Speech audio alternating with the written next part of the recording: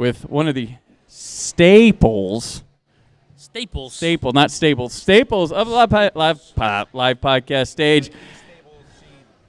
Right. Gentlemen, ladies, costume people, not costume people, vendors and all, please enjoy the established facts. That's right. Thank you. Emphasis on the... Yes. On the... A round of Hello, applause everybody. for our podcast princess. That's right. Thank you, Brandon. Yay. Thank you, Brandon Peters. Well, hello, everybody. I hope everyone's having fun here at PopCon Indy 2025. As Josh and I said on our stable live podcast recording, this is our 12th year and our 15th PopCon to be in attendance and recording podcasts at, which is really exciting. Thank you. So I want to go around the table to introduce everyone.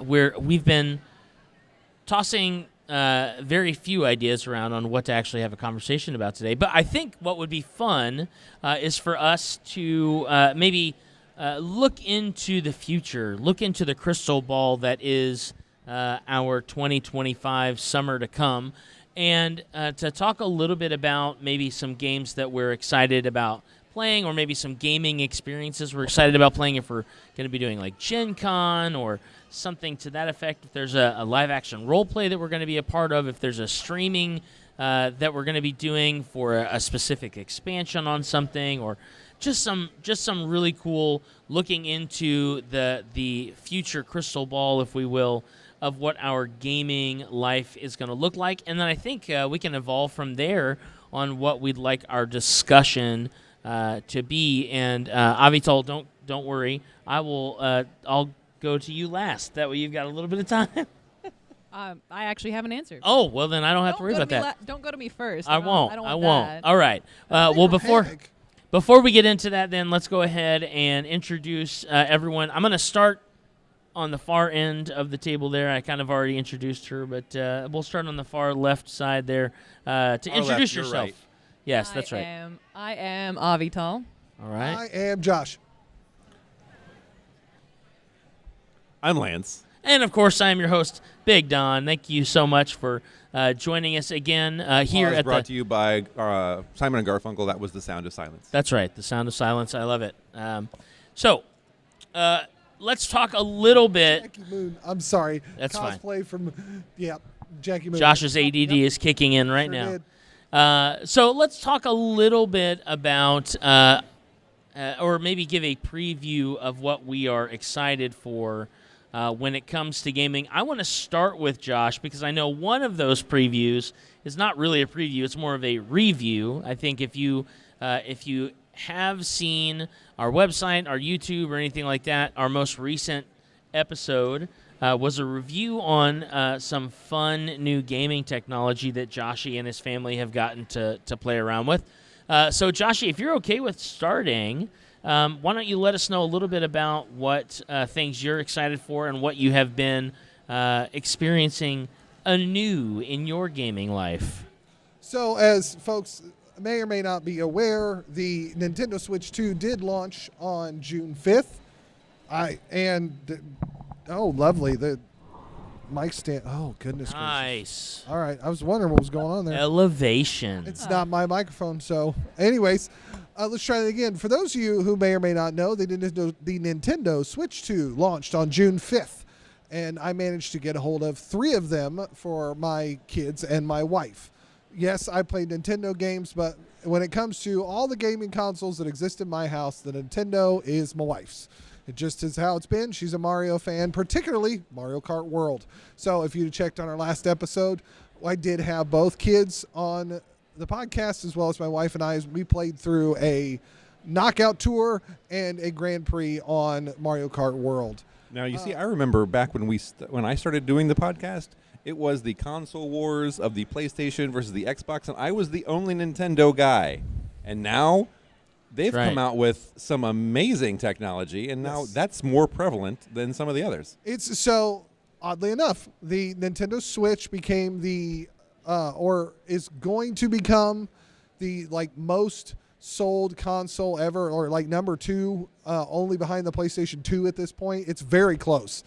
And the Nintendo Switch 2 on launch day sold 3.5 million units, which I know is not the 150 million that were sold of the Switch, but in a single time period to sell that many was very good. Yeah. Quick specs on it. It's running an updated NVIDIA processor. In handheld mode, the screen, it's a 1080p variable refresh rate screen that is geared towards handheld gaming at 1080p 60 or 720p 120 hertz with HDR. If you don't know what that is, look it up. I'm not an HDR expert. It's high dynamic range, better colors, pops and blacks, whatever. It is an LCD panel instead of an OLED. It is an 8.8-inch screen, I think, so it is much larger than the original Switch screen. As well, the Joy-Cons have gotten redesigned, so they are magnetically attached now.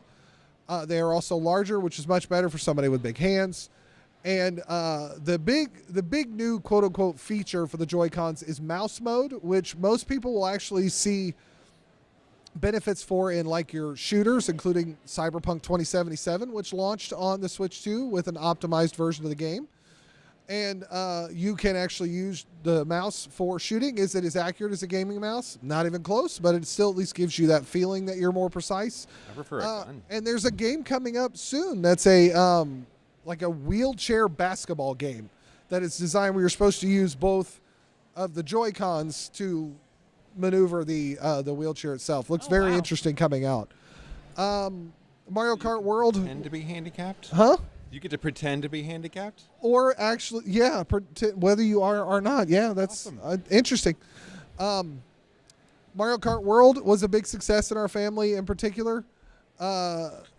With both the free roam, and I know my kids love the Grand Prix and whatnot. We also picked up, we haven't played it yet. I've played the game, but I did pick up the Hogwarts Legacy, which has gotten a Switch 2 upgrade. Does it come with its own wand? It does not, but I mean, you have a It Joy-Con. should. It should come It with should. a wand. Interesting concept, right? I can't put in a full review on the Switch 2 because I haven't played as much of it, but from what I have, I've held the hardware, I've played the game, I've played it on the TV because when you put it in dock mode, it is now designed to run at 4K 60 with HDR or 1080p with 120 hertz if you have the hardware to handle it, a TV that can handle a proper HDMI 2.1 signal, and the dock provides a fan to keep the processor cool. A lot of really cool technology associated with it. It did launch at a higher price of $449 or $499 with a bundled Mario Kart World, and there was some controversy on the price. I do not subscribe to that controversy because the PlayStation 5 digital is $399. The Xbox Series S, when it launched, was $299. It is not currently $299 due to tariffs and other excuses that Microsoft came up with. And the PlayStation 5 disc launched at $499. It is no longer $499 unless it's on sale like it has been all the time. And the Xbox Series S was $499 at launch and is no longer $499. So the Nintendo Switch 2 launched at $449 and is right in pace with every other console on the planet right now. The $80 game price tag, I know, is another level of controversy. Not every game is launching at $80. And it's $90 if you buy a physical. That is the one thing I will agree with all the people. To charge somebody $10 more for a piece of plastic that does not cost $10 is ridiculous. Just straight up. I know they're trying to push you into digital. I acknowledge that I work in software development. It's expensive to pay me to do my job. So game prices are going to go up over the time and year. And the Nintendo 64 games launched at $80. So I know the console was only $100 or $130, but the game prices are not that out of reach, folks. It's been that way for a while. Sorry, off my soapbox. Wow. How much are they paying you for your endorsement? Right. Absolutely nothing. I paid the whole $499 times 3 for all 3 of them. Okay, follow that, Avital. All right, Avital, go for it. You asked me. I did. I didn't know what I was asking, but now I know. All right. Some gaming I'm looking forward to. It requires a little bit of backstory. So there is a creator from Brazil that I follow called Selbit, and he has written an RPG called Ordem Paranormal, Paranormal Order. Obviously, it's in Portuguese, but the actual live plays that he's done of this game are really popular in Brazil, and I've been reacting to them on my Twitch channel, which has brought actually a lot of Brazilians to my Twitch channel, which is very funny. It's like mostly Brazilians. Nice. I don't know, you know? Nice. Wild. But coming up here within the next month, on my channel, an Ordem campaign in English is going to be running. It's going to be run by one of my mods from Brazil, and he's really excited about the story that he's put together, and he's working really hard on making digital Avatars. Data, the things that you find, like the clues and the information and stuff like that. Because it's like a real world type paranormal investigation RPG is what it is, and I'm really excited to play this, along with the pressure of having to run the stream while it's happening. But at least I don't have to run the game. But I'm really, really excited about that.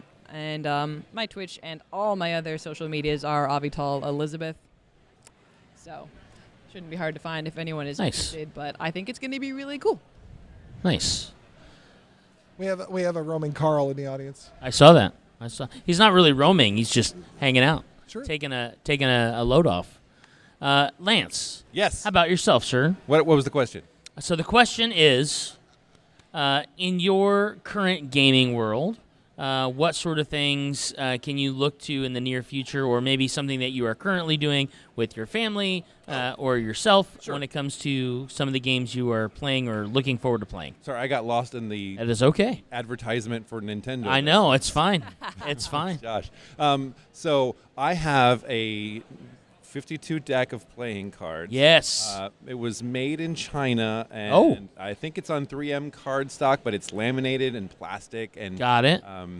so there is some controversy over the price of the cards. I think they were supposed to be $6.99. That's $6.99. Correct. But, I got them on sale because I'm a member of the gaming community at Costco. So they were $5.99. Oh, great. Okay. Yeah. So we've been playing a lot of Rummy at our Great. house. I've taught my 9-year-old how to play gin Rummy. My daughter and I play gin Rummy. My wife has joined us. So yeah, that's kind of the game that we're currently playing. That's good. And, my son, who is the king of games of chance, has a winning streak. Yeah. So he is right now in the lead, 4 games. My daughter has 1, my wife has 1, and I'm at 0. Oh, wow. Yes. All right. All right. And Brandon's on his knees. Woo! Hey. Oh, you're good. No, You're good. Oh, no, it's an audio podcast. We can mention anything we like. it's both. Oh, you it know is. that. Oh, There now. say his name. Hi, Brandon. He appears. As far as future games goes, I just bought Camping Flux. Oh, Because nice. my son and I are going camping over the 4th of July weekend so that I can get away from the world and fireworks. Yes. So we'll be playing that. Have you seen? Snake.io game is kind of huge in our house right now. What is it? Snake.io. Okay. It's just the Snake game updated for Okay. the iPad. I love that. I love that. I have to say, Lance, I love your grounded, down-to-earth gaming experience in your house. Because the funny thing is, not only is it extremely humorous, but it's extremely honest. Because when we play games, when we gather with our friends at like little small convention type deals for the weekend and stuff like that, all of the games that you bring are very much like It's a deck of cards. It's a chessboard. It's a couple of like old retro board games that have very simple instructions but are insanely fun to I bring play. games that I played when I was a kid because Yes. I know those rules. Right. And it's 5 minutes setup, 5 minutes play, and you're done and you're moved on to something else. It's so fun. It's so silly. I love every bit of it. And so I know that, like, as much of a joke as it seems, it is 100% accurate. Like, hey, these are the games that we're legitimately playing in my house. Like, so there is a card game that I think would be really fun to play with you so that you can play with your family. Is it Against Humanity? Because we don't play that at my house. No. It's a standard deck card game, and it's called The Game of Mao. And it plays a little bit like Uno, Crazy Eights, where you're matching either numbers or suits. But those are the only rules that you explain, and everything else is an inside baseball rule that you pick up through deduction through the game. So, for example, Yes, thank you. if you play a joker, you have to tell a joke. If you don't tell a joke, one of the other players at the table can give you a penalty by I do taking believe I a played card. a drinking game version of Okay, this game. all right. That is It probably has true. a name that can't be said on radio. That is probably true. That is probably true. Doesn't okay? Yeah, that is probably accurate. But yeah, my 13-year-old came home from church camp of all places, and he was teaching us how to play the game. So, How to play that yeah, specific how to play game. that game. Nice. How to play that I love game. that they're It was- teaching that at Oh, church it camp. was so fun. Well, you know what? Funny enough, that's where I learned how to play BS. So it tracks. It tracks. You can learn a lot at places like church camp. That and is band camp. right. That is right. That is right. What about you, Don? What does your gaming future look like? So I think that hopefully I know that Lance will definitely appreciate this. Hopefully all three of you will appreciate this. My wife Bonnie and I have recently, within the last year or so, began collecting vintage board games. And when I say vintage board games, I mean last weekend we played a game called Cash. I think it's called Cash Spot, something like that. The game was published in 1959. It was still in the Wow. original box. The game actually, like, the box is a little beat up because, It you was know. the home game of a game show on TV, I'm pretty sure. Okay. And the idea is you have to, like, you have these tiles. It can play up to 4 players. You have these colored tiles. One of them has a positive, some of them have positive numbers. Some of them have negative numbers. You turn them over face down, and the other players have to basically, like, find the positive numbers and not find the negative numbers, and whoever has the most points at the end wins, right? We played it the other day with 2 of our friends at our church game day, and it was a really good time. It was really fun. Again, very simple, not overly complicated. The most complicated thing is there are orientation rules to where you place the tiles. You have to place them in a specific pattern sometimes, or next to other specific tiles. And then there's some that you can just place anywhere. And it's all about, like, who has the most money or the most points at the end of the game wins. And so very simple concept, extremely silly game. But we got that. And then the other day we bought 3 vintage games from a charity board game event that we were at. And these games are like, one of them I think is called like oil, like drilling for oil or something, you know, a very, very straightforward game, but it's like this concealed space game where you're kind of putting things into the board and hopefully hitting oil, and I don't know. We haven't played it yet, but it's pretty incredible. I'm really excited to open it up and play, but in general, it is we have entered into a season of buying and playing a lot of vintage, old, like 20, 30, 60-year-old games in the house, and it's been a lot of fun. So I'm looking forward to you having like a 1939 version of Monopoly. Yeah, I want one. I'm looking for one. There's a game called I think it's called The Sinking of the Titanic, that came out in 1973. Do you play as the iceberg?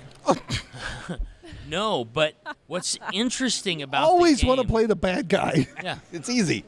What's interesting about the game is the Titanic was not found until 1983, 84, something like that. Like mid-1980s, right? This game came out like 10 years prior to them finding the Titanic. The game is all about you getting your people, and it's a competitive game, I believe. Oh, no. You getting your people off the boat before everybody else. If Oh, you have I the choose right- to play as only women and children. Yeah. Yeah. I win. Always win. Yeah. I've found the game on Noble Knight Games. That's the only place I've been able to find it. It is one of those chase games that I'm after. Okay. But yeah. Real quick, I want to. So I know I went off on the Nintendo message. I promise you that was not. That was just answering your request about a review of That's Swords fine. from Switch 2. Cool. That's fine. Because I'm actually looking forward to Yeah. completing the Tales of the Red Dragon Inn. We are Oh, I 16 forgot. Yeah, you guys are- scenarios in. We had quite a break there just because of life and whatnot. Yeah. And we have thoroughly enjoyed getting back into that one. We love the humor that Slugfest put into that and the Red Dragon Inn just in general. And my kids are just chomping at the bit to get in and try and play this game as well. They're Have they not played it yet? They have not played that game specifically, and we did that because we wanted to finish Quest Kids, which, Oh, again, right. highly recommend. We just finished that one. That was a lot of fun. If you're wanting to kind of just tip your toe into a board game that shows role-playing to kids, Quest Kids was a great game where you just got in and you got to do adventures and help each other out.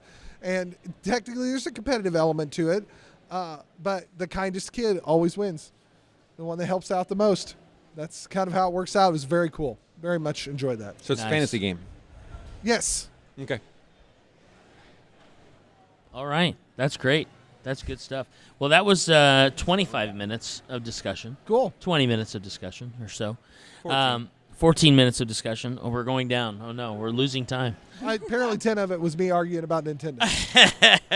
Probably. The funny thing was you weren't arguing with anyone. You were literally just arguing to yourself. I was giving my opinion to make sure it was out in the world. That's what Do this with podcast is. My It's Josh's endorsement. opinion. That's right. My endorsement to.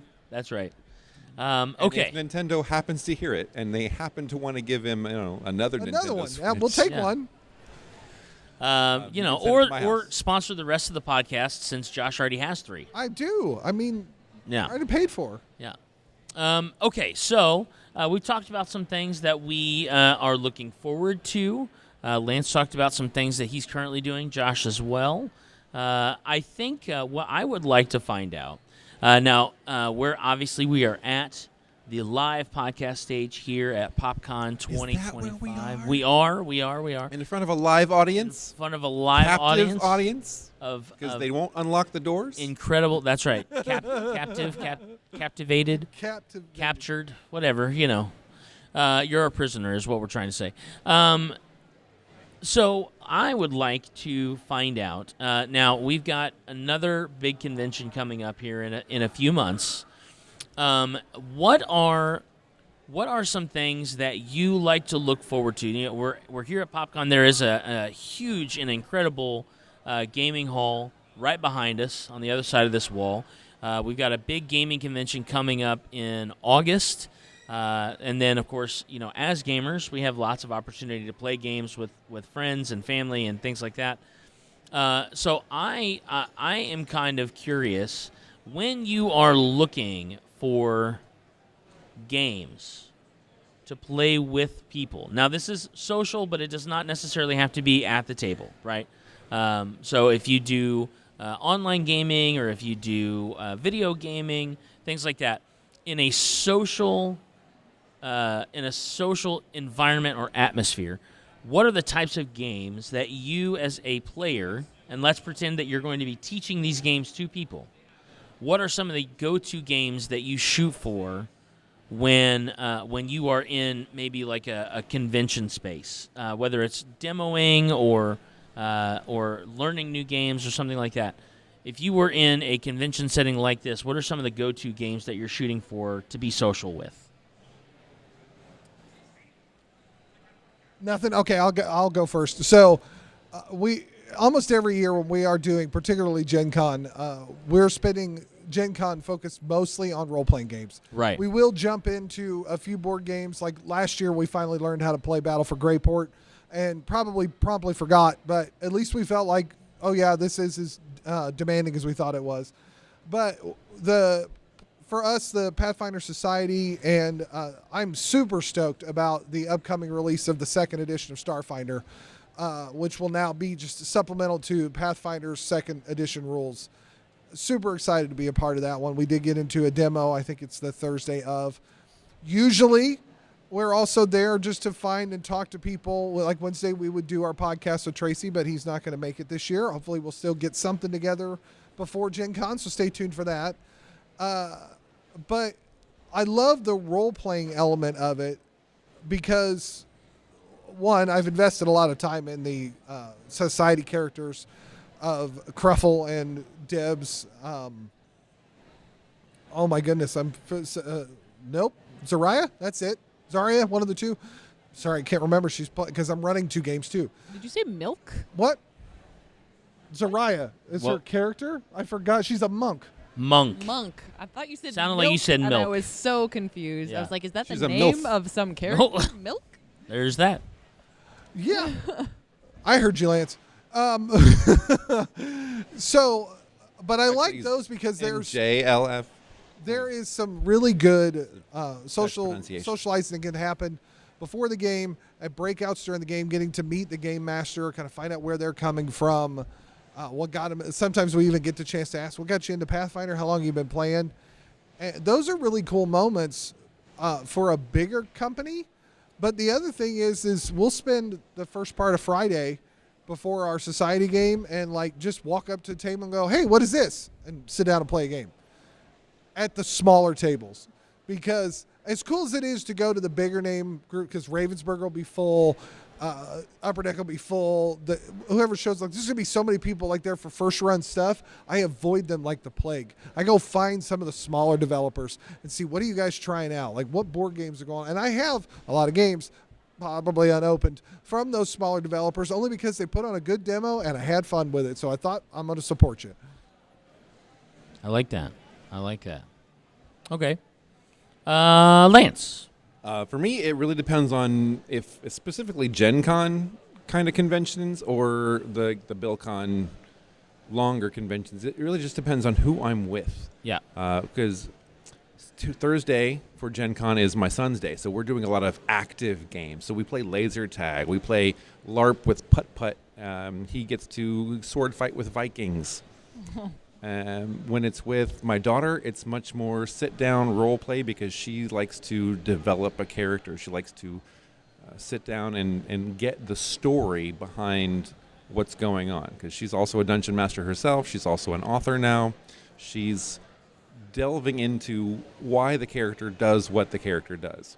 My wife and I, we try to keep it light. We like to do some role-playing. We like to play something fun and stand-up. We like to play cartoonish games. In fact, we are in a 4-year now Toon game. The game's actual name is Toon, where you play a cartoon in a Roger Rabbit-style universe. And the hijinks that come with it, and then the guys that run it have become our friends. They choose old D&D Advanced Dungeons and Dragons modules and then toonify them. Oh, that's fun. So that you can have Mordenkainen, you can have his staff, but it only shoots bubbles. Okay. Or you can capture Strahd in a Pokeball. Oh my gosh. Yeah. That's funny. That's so silly. So, yeah, fun and light games like that. But she's also big into Lorcana, so we're going to spend some time playing Disney games and getting our ink on the table. And as far as me, I like the kill it, keep it game. So that's my staple. That's my go-to. I've run that game for the company that plays it. Yeah. Unofficially, because they don't pay me. I just know the game really well. And I run that at BillCon because I think it's a fun game, and I got money, so why not give away prizes? There you go. Avital, what do you think? Well, it's actually I haven't been to Gen Con in a few years just because Sure. whatever reasons. But like honestly, I never like just play games that I don't really know. I haven't really done that a lot. Okay. Unless somebody that is with me like really pulls me into it. Yeah. Like it's going to be someone else is like, hey, you really should try this type of thing. But like if I was going to look for something to try out, it's definitely just going to be something that looks like it's like simple, like chill, like lighthearted. Like I don't want to try and learn something really heavy in the middle of a convention. Sure. Personally, so like I might try out like party games, stuff like that. You know what I mean? Yeah. Like before there was Cards Against Humanity, I probably would have tried out Cards Against Humanity. You know what I mean? Like that kind of thing. Just things that I might actually, that's probably the type of game that I might actually purchase is like party type games. I would be more likely to. So those would probably be the ones I'd lean towards actually trying. Yeah, that's great. Well, I would have to say probably one of my favorite things to do at Gen Con when it comes to like new games is to literally just not have any reference whatsoever of what I'm getting ready to sit down and do. And then just jump right in. So I guess it's kind of the opposite of Avital, but like not exactly. Extrovert the game. Yes, that is it. Actually, that is probably my favorite game, Lance, is Extrovert the game.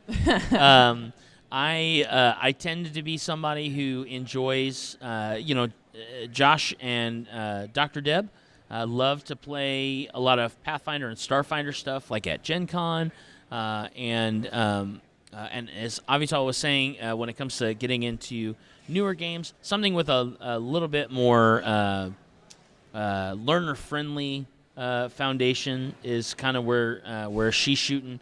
And I love the idea of compartmentalizing each day of a con or each day of an experience, like you and Chance, and then you and Aurora, and then you and Vanessa, like each doing something together that the two of you can connect on. I tend to be the kind of guy who walks up to a table and goes, "Hey, what are you guys playing?" And they go, "Oh, we're in the middle of playing da-da-da-da-da-da." And I'm like, "Great, you got a seat?" And I'll just sit down and jump right in. Like, it doesn't have to be something that I know. As a matter of fact, if it's something I don't know, I usually get a little bit more excited about it because I think that there is an element of excitement in discovery that we get a chance to have fun with. Very similar to when we do improv shows and improv games, and we're just kind of making things up on the fly. I do enjoy a little bit of an experience where we're just trying to figure it out together. Now, I will say that there are some games that I cater more to than others, specifically role-play games. I love a good role-play game, regardless of the system, because honestly, the system doesn't matter. If you know how to role-play, you can figure out how to resolve whatever your check is, right? Yep. Whether it's D10, D6, a deck of cards, whatever it is. If it's a board game, I tend to cater a little bit more, or I guess a tabletop game that's not RPG. I tend to cater a little bit more towards like dice games or card games, which are kind of my fancy. I have said this a few times to some friends. Games like Everdell, which is a worker placement game, or Lords of Waterdeep are incredible games. I am not good at worker placement games. I'm not great at what do they call those games where you're building like mechanics building games where you're putting pieces together so that you can accomplish these big goals. We played a game, what was that game that we just played? Andromeda's Edge. Really cool mechanic building game, right? You're building off of what your different ships do and stuff like that. Now, I had a great time playing. I was horrible at it. I don't know what it is about, and I think everybody is like that, right? There are some games that are just a little bit harder for you to wrap your brain around, and so it's nice when you can. Again, I'm always down to try something, but there are games that I find I fancy a lot more, and I think we're all kind of like that, where there's games that we kind of fancy a little bit more. So I would like to, right? I'd like to open up the discussion of what are some of the, and Avital kind of touched on it a little bit, what are some of the challenges that we find when we are personally learning a new game or possibly teaching a new game to new players, and this can be whether it's in a convention sense or just at home, at a game day, whatever.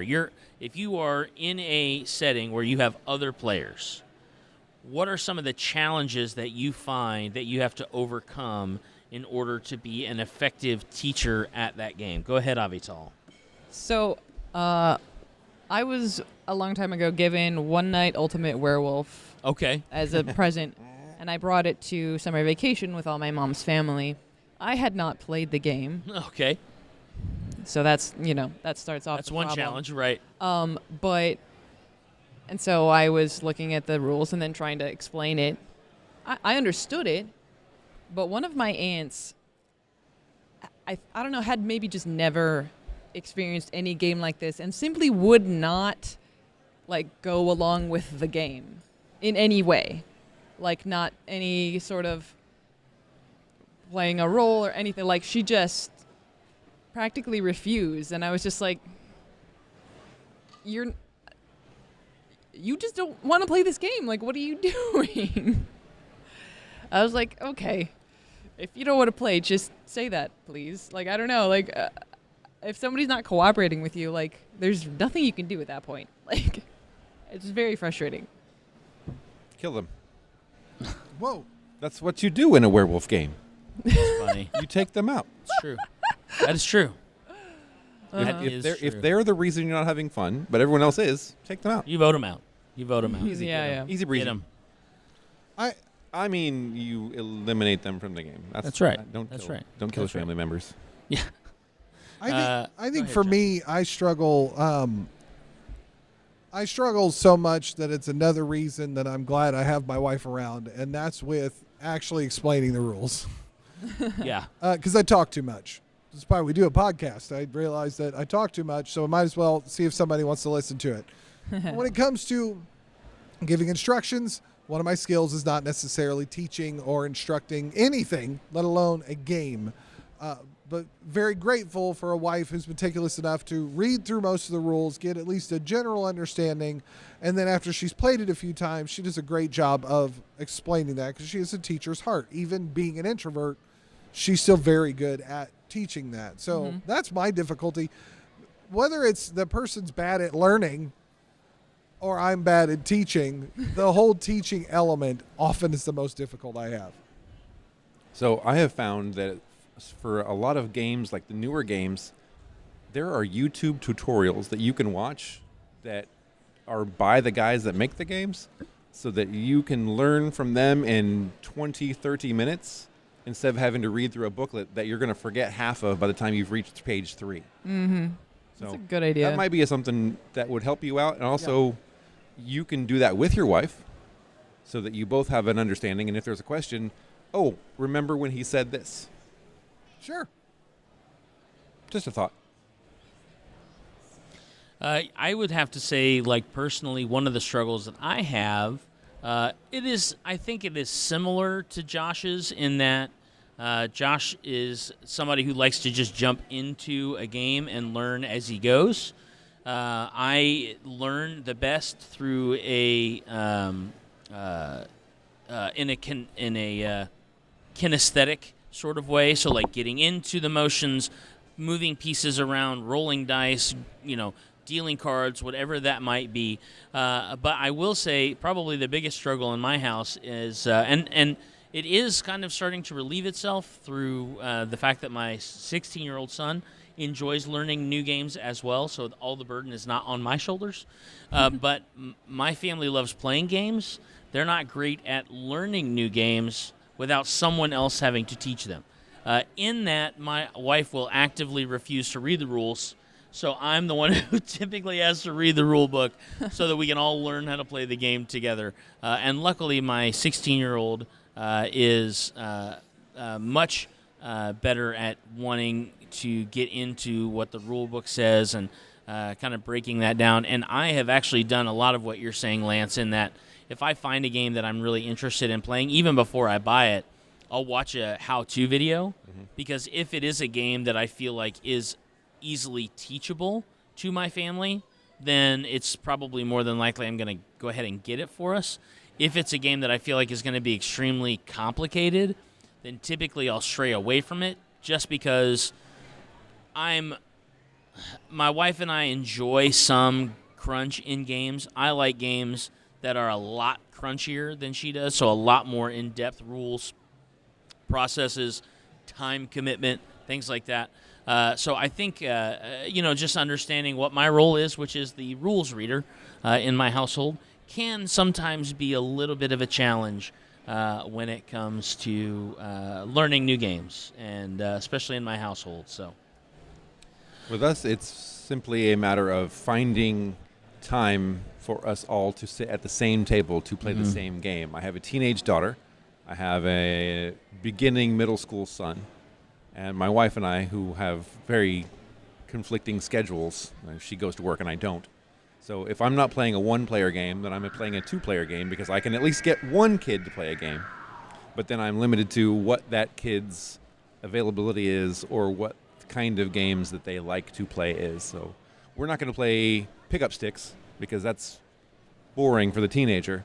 But we're not going to play Diablo 4, because that's too grindy for the 9-year-old. right. So it's simply just a matter of finding the time and making the time, not finding it, but making the time to all sit at the table. So we call it forced family time, because I'm also a solution finder. Right? I found a solution for Avital and for Josh. If we don't have time, then, okay, Sunday when we would be going to dinner, now we're going to stay at home. I'm going to make something, and we're going to sit down and we're going to play a game. You don't have to like it. You just have to do it. I like that. Okay. Does anybody have any other comments they'd like to share, or anything else that they want to? No, I don't have anything Feeling good? to stand out. I mean, we're obviously Gen Con's coming up. We're going to be spending time there more than anything else. Make sure you've checked out our other content from PopCon. Yeah, absolutely. We're probably going to be posting lots of links to stuff as well, because Joshy and I are doing a lot of improv this weekend at PopCon. So look for the links for Second Breakfast Improv and some of our stuff, and obviously, hanging out with Avital and Lance, these awesome folks on Don't our forget the Never Ending live Dungeon podcast room stage. for That's right. 141 tomorrow. Yes. Yep, that's That where is I was right. at. If you're not, because this will come out probably after PopCon, but I'm going to keep the links active for our Never Ending Dungeon charity. Just a big thank you to Extra Life for providing a place for people to donate to help out such a good cause like the Riley Children's Foundation. As of the recording, we're at 950 of our initial $1,000 goal, which is still 950 towards Don's lofty $4,000 goal. Hey, we can hit it. We can hit it. We certainly can. So start where we're 4K. at. 4K. Hashtag 4K. Brandon right. says he's going to donate $1,000. Wow, is that what I heard? So awesome. 1,000 Brandon For dollars. every $1,000 you donate to Brandon, he will donate $1,000 to us. Maybe. Plus or minus. Or give or 1,000. take. He's got to take his tariff. He's got to take his cut. That's great. I'm finishing up on Finishing our a fact. fact. I'm Fantastic. finishing up. We didn't have a direct established fact on the episode we did with our family. But I would recommend... Family matters. How's that? Family matters. Family That's so matters. good. If you get a chance to check out a new console, whatever that is, because new handheld PCs are coming out, and the Switch 2 just came out, definitely do that if you're into your video games. Find your friendly local game store. You don't have to buy everything on Amazon. I know that's convenient. But definitely go check them out, support them. I mean, I can think of a couple here in town. Elf and Moon is They're Family Time Games, I think, is still running. Isn't there one called Good Games also? Yeah, Good Games Downtown. Yeah. Yeah. So Yeah, it's been here forever. make sure you check out your friendly local game stores. Did you? I'm good. Okay. I'm good. All right. Well, you heard our preemptive last fact, I guess. Family matters. Sure. I'll let you guys. You guys can fill that in for 268, or we'll add it to 269 as an homage to 268. The switch to what is it? Super Boogaloo. Yes, I yes. just called it Mario Kart World. Mario Kart World. That's right. That's what the game I was streaming. Okay, so on episode 269 of the Established Facts, which if you have never listened to the Established Facts or never seen us on your YouTubes, please come and find us. We are theestablishedfacts.com. You can also find us on YouTube. Just search The Established Facts. Look for the really cool-looking logo that looks like an old Nintendo controller that says The Established Facts. And, Stable Shed. the Stable Shed Facts. That's right. But at the end of every episode, we like to establish a new fact. Usually it's a quip upon some pro that comes from or inspired by our discussion and episode. So, at first, I was going to do, and I'll make this a bonus fact or I'll make this a bonus fact because I can't remember the term that I'm trying to think of. The bonus fact that I was going to put up is, wow, it took us 269 episodes to realize how much of a nerd Josh actually is. But that's our bonus fact. And then for episode 269, our actual established fact is we've decided that our MSRP is going to be $269.66 unless you would like us in high definition, and then we're going to be $395.99. Or if you want us to come with all of our gaming stories and accessories, we're going to be $799.99. Or you can just find us on Temu. Temu Established Facts. Temu Established Facts. That is the Stable Shed Facts. You get one fact, and it may or may not be true. That's right. It could just be an opinion. All right. We love you all. We thank you so much for spending your time with us here at PopCon Indy 2025. We hope that you had a great time. We love you all, and we will check you later. Bye. Deuces.